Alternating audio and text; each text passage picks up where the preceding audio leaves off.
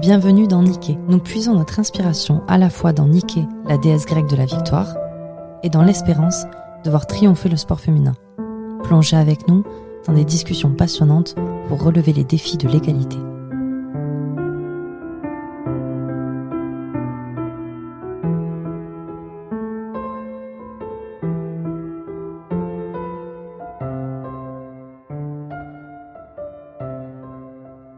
Bienvenue dans Nike où nous explorons les multiples facettes du monde du sport féminin. Aujourd'hui, nous allons écouter Chloé Porté, fondatrice de l'association Women on the Move, qui donne la parole à celles qui ont choisi de suivre leur voie à travers le monde. C'est en voyageant que Chloé a fait la rencontre de femmes extraordinaires qui racontent leurs combats dans des pays où la place des femmes est controversée, mais également dans des pays comme la France ou l'Italie.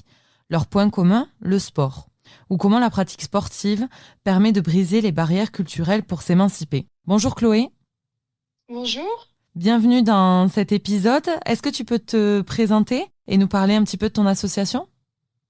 Oui, avec plaisir. Merci de m'accueillir sur ce podcast. Donc effectivement, j'ai fondé l'association Women on the Move il y a 2 ans, en 2022. Donc ça fait maintenant 2 ans. À l'origine, en fait, c'est un long cheminement. Donc ça n'a jamais été une épiphanie. Je me suis pas levée un matin en me disant tiens, je vais créer cette association. Mais j'étais étudiante au moment où j'ai fondé cette association. J'étais étudiante à Paris, donc à Sciences Po Paris, en master de communication journalisme. Donc j'avais quand même cette appétence et cette volonté de découvrir des histoires, des portraits, aller chercher de l'information. Et en réalité, à la fin de mes études, j'ai effectué une mission de bénévolat sur le terrain. Et donc je suis partie à Calais pour travailler avec des femmes et des enfants dans des camps de réfugiés dans le nord de la France. Et en partie, mon travail consistait à émanciper les femmes et les enfants grâce au sport. Et en fait, durant ce séjour, j'ai découvert des femmes extrêmement courageuses, battantes et surtout très inspirantes d'un point de vue personnel à ce stade-là de ma vie, qui n'avaient aucune place dans les médias.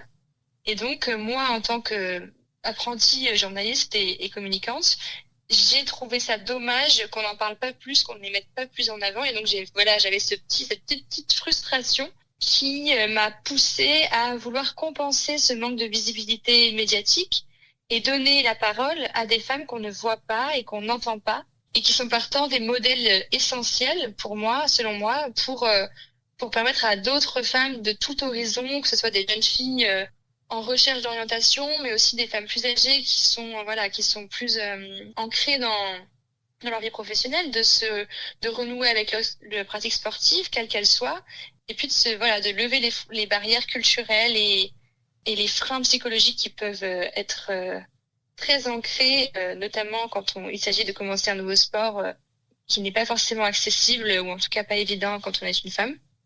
J'avais envie de lever ces barrières-là, et donc c'est pour ça que j'ai fondé l'association Women on the Move, qui consiste à récolter des témoignages de femmes inspirantes qui s'engagent dans la société, des femmes sportives, mais pas que. J'ai aussi interrogé la directrice du comité olympique à Athènes, des nageuses, des danseuses, même des dresseuses d'aigles. Donc voilà, des profils très très variés qu'on n'entend pas, qu'on n'a pas l'habitude d'entendre dans les médias traditionnels. Et l'idée, c'était de leur offrir une porte de visibilité alternative. Génial. Et du coup, pourquoi partir à l'autre bout du monde ? Alors justement, je trouve que on découvre des pratiques sportives qui n'existent pas en France. Typiquement, je parlais de la dresseuse d'aigle.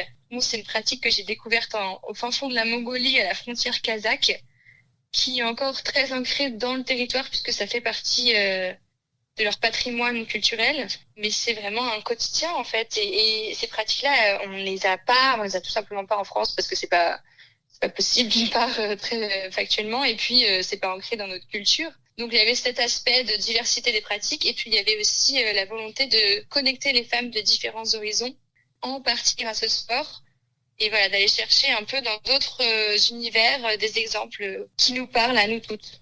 D'accord. Tu nous parlais donc de cette femme, de cette jeune chasseuse Oui. à l'aigle. Est-ce que tu peux nous en expliquer un peu plus sur elle ? Oui, alors elle s'appelle Aïcho Plan.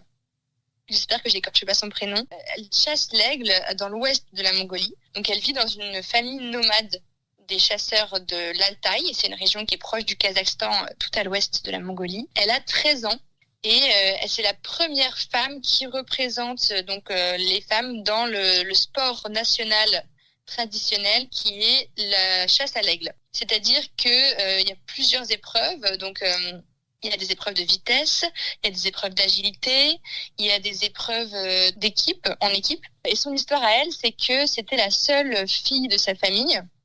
Donc, il faut savoir traditionnellement qu'en Mongolie, il y a une anecdote assez marrante à partager, c'est-à-dire que les femmes vont à l'école parce qu'on considère que l'école, c'est pas valorisé dans le pays, c'est pas ça qui a de la valeur. C'est plutôt travailler les champs, rester à la maison pour s'occuper des bêtes, de la chasse, du bétail. Voilà, ça a de la valeur. Ça, c'est ce qui va donner à un homme du charisme, du pouvoir, etc. Et donc, ce sont les hommes qui restent à la maison et les femmes qui vont à l'école parce qu'on savait pas trop quoi en faire et donc on les a envoyées à l'école. Et je trouve ça vachement intéressant comme paradigme parce que c'est tout l'inverse de nos sociétés occidentales.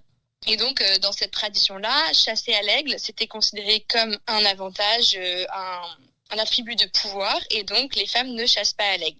Ce sont plutôt les hommes qui chassent à l'aigle, mais Aishoplan étant née dans une famille où c'est la seule fille d'un chasseur à l'aigle extrêmement reconnu par sa communauté, c'est un des meilleurs dans son domaine, évidemment, il s'est posé la question de que faire de cette jeune femme qui dérange un peu, et finalement, son père a choisi de l'éduquer et de lui transmettre le savoir du dressage à l'aigle et finalement elle en a fait bon usage puisque elle s'est approprié le sport et elle a pour la première fois à 13 ans participé à cette immense compétition de l'Altaï qui est une compétition d'aigles royaux, donc c'est assez impressionnant à voir, hein. C'est des énormes aigles royaux qui pèsent 12 kilos et voilà, et elle a gagné le premier prix de jeune catégorie pour la course de vitesse.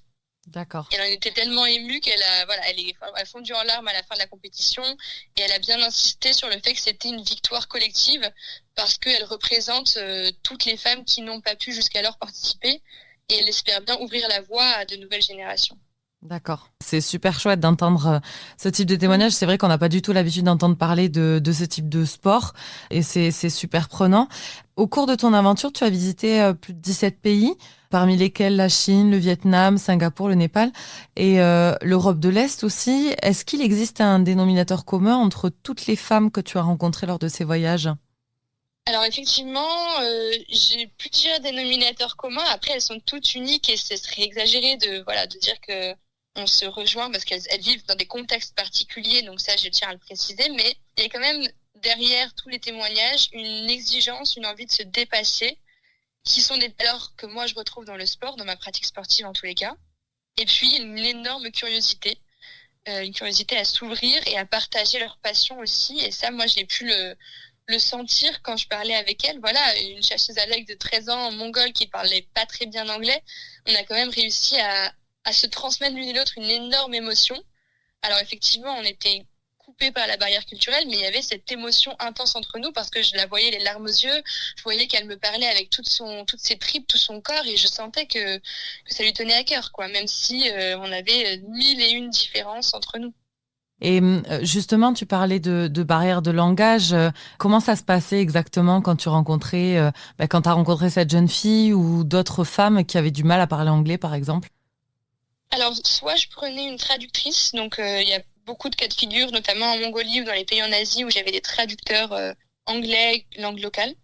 Ouais. Soit on arrivait à se comprendre. Alors, quand elle me disait qu'elle parlait pas très bien anglais, en réalité, moi, je trouvais que c'était pas si mal et qu'on arrivait à se comprendre assez facilement. En tous les cas, sur leur domaine à elle savait bien s'exprimer et bien exprimer ce qu'elle voulait faire passer comme message. D'accord. Est-ce qu'on peut dire que la passion du sport, elle est universelle ? Est-ce qu'il a été facile pour ces femmes de partager leur parcours avec toi, justement ? Oui, la passion du sport universelle, oui, totalement. Là-dessus, je dirais plutôt oui. En revanche, effectivement, les domaines sportifs, les activités sportives diffèrent d'un pays à un autre et ça, c'est indéniable. Au Vietnam, j'ai rencontré une pole danseuse, Aileen, qui a ouvert le premier studio de pole dance au Vietnam. La façon de concevoir le pole dance au Vietnam est pas du tout la même que la façon qu'on a de le concevoir en France, en Europe ou aux États-Unis, par exemple. Là-bas, c'est dénoté, il n'y a plus du tout cette connotation sexualisée de la femme. C'est au contraire une pratique hyper sportive qui demande à la fois de la technique, mais aussi une sensibilité artistique. Et c'est vraiment valorisé dans la culture commune. et dans l'imaginaire collectif, ce qui n'est pas vraiment le cas en Europe finalement. On a vraiment cette image de la cowgirl dans les boîtes de nuit ou ce genre d'environnement, et c'est pas du tout le cas au Vietnam. Donc c'est intéressant de voir qu'il y a quand même une perspective différente en fonction des pays, mais les valeurs derrière, les valeurs d'exigence, de dépassement de soi, de partage aussi, sont extrêmement fortes, quel que soit le pays.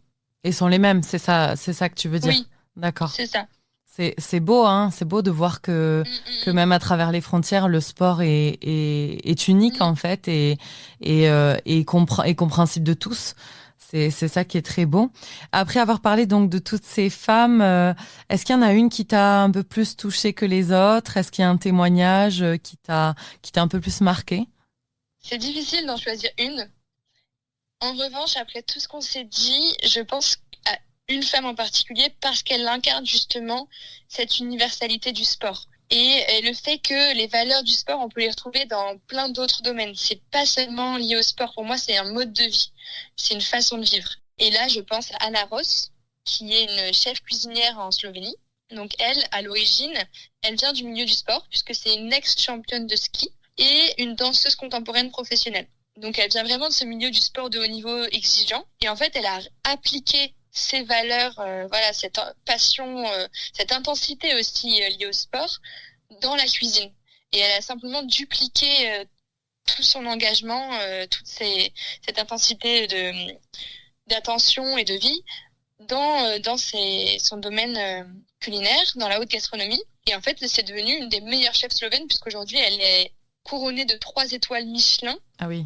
Et sachant qu'il y a seulement 8% de femmes qui ont 3 étoiles Michelin. Donc c'est vraiment assez rare. Mais c'est la seule Slovène d'ailleurs. Et voilà, et elle vient du monde du sport. Et je pense que cette intensité, cette capacité à aller toujours plus loin, à vouloir se dépasser, ça l'a énormément servi dans la cuisine. C'est certain. On peut dire du coup que le sport motive, est un moteur pour les femmes, est une qualité supplémentaire pour atteindre des objectifs, pour arriver à réaliser ses projets, c'est ça ? Complètement, oui, c'est une mentalité, c'est une force énorme, c'est une force mentale, c'est une force physique, et ça s'applique dans notre quotidien, ça s'applique dans la vie privée, dans la vie professionnelle, dans plein de domaines en fait, ça dépasse largement le cadre du terrain d'activité sportive en lui-même. C'est beau, c'est très beau. Et on parlait d'émancipation des femmes, je vais revenir sur tes voyages. Comment le sport a vraiment aidé ces femmes à s'émanciper ? Ça dépend de chaque parcours, mais c'est vrai que donc je parlais en Mongolie à Aishoplan, ça lui a permis quand même de lever les boucliers du patriarcat local. Ouais. Tu vois, je te disais le sport, le dressage nègre n'était pas accessible aux femmes et grâce à elle, c'est en train de s'ouvrir. Donc ça permet d'émanciper non pas seulement elle, mais toute une communauté. Aileen au Vietnam, qui est pole danseuse, mais c'est pareil, elle a ouvert son studio de pole dance et par le sport, en fait, elle s'est sentie revivre. Moi, elle me disait, j'ai senti que je m'émancipais artistiquement, physiquement, je me sentais plus puissante, plus sûre de moi, plus à l'aise, plus affirmée. Et ça, c'est ce qu'elles m'ont tout affirmé, en fait, que ça soit... j'ai aussi croisé une nageuse qui était professionnelle, mais dans la catégorie plus de 50 ans. Et c'est important aussi de dire qu'on n'est pas obligé de commencer à 20 ans. Moi, la nageuse grecque que j'ai croisée, là, Maria Karizaki, elle a nageait depuis longtemps, mais elle a commencé la compétition sportive en natation à l'âge de 45 ans. Et aujourd'hui, elle est première dans sa catégorie de plus de 50 ans et elle s'éclate. Donc, c'est vraiment un sport qu'on peut commencer à tout âge et il ne faut pas hésiter à se lancer aussi dans un nouveau sport. Tout à fait, je suis tout à fait d'accord. Et c'est ce que la Maison du sport au féminin essaie de promouvoir aujourd'hui, c'est l'activité physique pour tous, qu'importe l'âge, qu'importe l'état de santé aussi. C'est de pouvoir dire à des femmes, des filles, vous pouvez faire du sport, qu'importe vos conditions, et vous pouvez aller loin, et vous pouvez aller pas loin non plus. Vous n'êtes pas obligé de faire de la compétition, hein. Ça peut être du sport plaisir, du sport loisir. Donc, le plus important, c'est d'en faire, c'est de faire de l'activité physique, c'est de bouger son corps. Voilà, c'est le plus important. Et comme tu l'as dit, ça permet à beaucoup de femmes de s'émanciper et d'atteindre leurs objectifs. Donc, c'est assez important. Quelles sont les ambitions maintenant de votre projet Women on the Move ? Alors maintenant, Women on the Move, il y a 2 projets. Court terme, c'est l'écriture du livre, puisque là, j'en ai mentionné pas mal, mais j'ai rassemblé en tout 20 témoignages Donc l'idée, c'est de les rassembler tous ensemble dans un seul livre qui soit accessible, facile, assez court et impactant pour que voilà toutes les femmes lisent ces portraits-là et se disent, comme tu l'as très bien dit, il n'y a pas besoin d'être une Wonder Woman en fait. C'est accessible à toutes et à tout âge et de toute nationalité. Donc le premier gros objectif, ça va être d'écrire ce livre et puis de le diffuser au plus grand nombre. Et à long terme, c'est vraiment de créer un collectif médiatique qui continue de raconter des belles histoires autour des femmes dans le sport, mais pas que, et qui promeut la place des femmes qui s'émancipent en s'engageant dans la société au travers des podcasts, des vidéos et plein d'autres supports médiatiques. Génial. Et vous avez lancé une campagne de crowdfunding, c'est ça ? Exactement. Avant de partir, on a lancé une campagne de crowdfunding pour soutenir tout le voyage. Et puis là, ça continue pour donc monter le collectif et puis financer l'édition du livre. Et on peut le retrouver où, ce lien ? Alors, il est sur ma page Instagram Women on the Move. Et puis, il y a une page internet Globe Dreamer. Si on tape Women on the Move Globe Dreamer, elle est aussi accessible en ligne. D'accord, donc n'hésitez pas, ceux qui nous écoutent, à aller financer ce projet, ce beau projet, et ne serait-ce qu'aller liker au moins la petite page Instagram qui est bien sympa. Dernière question, et pour conclure cette interview, si tu avais une baguette magique, Chloé, quelle serait la première action que tu mettrais en place pour promouvoir l'égalité femmes-hommes dans le sport ? Difficile, tellement à faire. C'est une question difficile. Je dirais que le gros enjeu pour moi, c'est la médiatisation. Oui. Je trouve que plus on a de modèles autour de nous, plus on se dit que c'est possible aussi pour nous. Donc ça serait d'ouvrir, si je pouvais demain changer tous les programmes télé ou tous les programmes de fiction même qui concernent le sport et remplacer par des programmes de sport féminin. Voilà, donner plus à voir de modèles de femmes qui s'engagent, que ce soit le hand, le foot, la boxe, la danse, peu importe, mais le donner à voir dans les médias grand public, c'est vraiment important. Je suis tout à fait d'accord. Sachant que en 2021, on n'avait que 5% de médiatisation du sport féminin, c'est important de le savoir. Donc c'est pour dire à quel point le sport féminin est très peu médiatisé. En tout cas, merci beaucoup Chloé d'avoir partagé ces histoires, ce témoignage avec nous. Et j'espère qu'on se reverra bientôt. En attendant le prochain épisode, vous pouvez nous retrouver donc sur Instagram, la Maison du Sport au Féminin, et vous pouvez retrouver donc la page Instagram de Chloé qui s'appelle Women on the Move. À bientôt Chloé. Merci beaucoup Noémie et à bientôt. J'espère que ce projet vous a plu. Tout à fait. Au revoir. Merci de nous avoir écoutés. C'était Niké. En attendant le prochain épisode, rendez-vous sur Instagram, la Maison du Sport au Féminin. À très vite.